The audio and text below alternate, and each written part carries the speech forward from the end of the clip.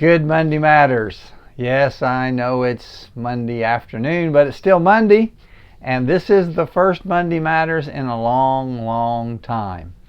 My name is Mike Courtney, and every Monday, except for the last 5 weeks, I take a few minutes to talk about something to make your life happier, healthier, and perhaps a little bit holier. I call it Monday Matters. It has been a journey. I'm not going to go through all the gory details, but I just want to tell you that the last 9 weeks have not been at all what Doris and I expected. Here's a quick summary. On May the 28th, a pipe burst in our house, flooded the house. Insurance has been great, but we were almost immediately kicked out. And for the last 9 weeks, the house has been under construction, being repaired. We stayed with one son in Georgia for a week. We stayed in Josh's house for 10 days while he was on vacation. We stayed in a hotel for a week. We stayed in a Airbnb in Wartrace for a week. We stayed with friends in Michigan for a week. We stayed everywhere we could think of. We'd stay away for 10 or 12 days. We'd come back for a day or two, and then we'd be kicked out again. And they finished today. They finished today. Tomorrow, the contractor will come and walk through and sign off everything so he can get his check. But it has been an ordeal. It has been a season. There have been times where we thought this will never end, and we've tried not to complain, and God has been good and all those things, but it's just been a season. And so some other seasons have taken place during that time. I had decided in advance to take the month of July off. I still did counseling, but I took it off from creating content. I didn't teach at the church. I didn't teach at branches. I didn't do Monday Matters. I didn't write blogs. I just took a month off. And I really thought it would be a time of kind of setting back and doing some reflecting and actually getting started on a book that I want to start on. But it hasn't. It's been a time of survival, of figuring out where we're going to be the next week and trying to stay ahead of the contractors. I've said all along, I don't want them waiting on me, so if they needed something, trying to stay ahead of them. It's just been an interesting ordeal. It's been a season. That taking the time off. Speaking of seasons, the 1st of August, as we came back, my men's group started a 21-day challenge. So we are 4 days into a 21-day challenge where we try to grow deeper and farther in our faith. David Robertson is one of the men in our group, and he's leading us in that, and it's just great. By the way, if you're a man, you ought to talk to David Robertson about doing a 21-day challenge. It's a powerful time of growth.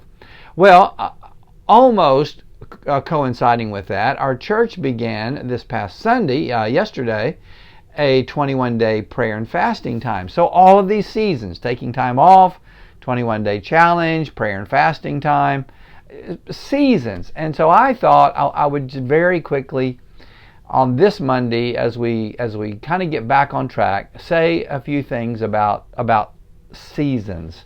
There are 3 kinds of seasons, I think. There's the season where God says, go. Man, I got something for you to do. Get going. This is going to be great. I can't wait to get started. Season of go. There's the season of slow. Be still and know that I am God. Just wait. Calm down. My friend Robert says we spend a lot of time in the waits. Just wait and see what God is doing. And sometimes there's the season of no, where God says, nope, I'm not gonna fix this. I'm not gonna get you out of this. No, just stop.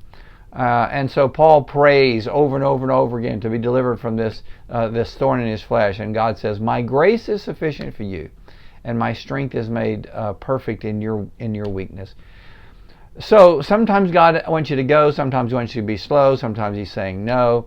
What do you do when you're in the seasons, or what can you learn from the seasons, and what season are you in? I have some questions I want to end with, but let me say, here are some things that I have learned about the seasons. One is they come and they go.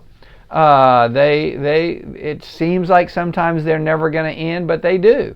Sometimes it seems like they're never going to begin, but they do.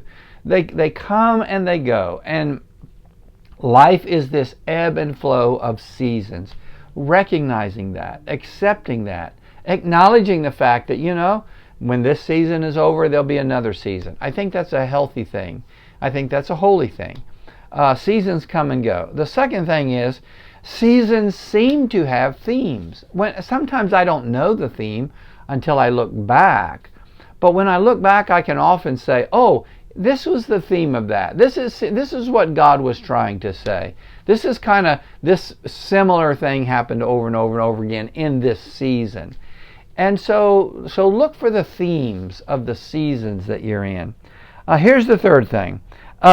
Seasons are more intense at the beginning and the end.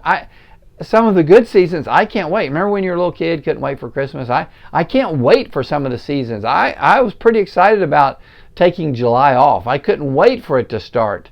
And they're more intense at the beginning. And we got plans, we got adrenaline, and they're more intense at the end. Will this thing ever end? I got to get going. Here's some things I need to do to wrap this up. It's in the middle of the seasons that they drag and they're hard. When you can see the end, but they're hard in the middle. So recognize they're more intense at the beginning and the end. Sometimes they take more strength in the middle. And finally this, seasons are some of the best opportunities that God has to speak. God very often speaks to me, most often speaks to me during some kind of season. I sense this theme. I hear the same kind of issue over and over again. I'm running into the same thing. And in the middle of that, God very often says, this is what I'm trying to teach you. So I jotted down 3 questions that I would ask you to ask if you're in a season. By the way, I got on an old t-shirt. My hair's a mess. I don't care. I am in my house, in my office. This is so wonderful.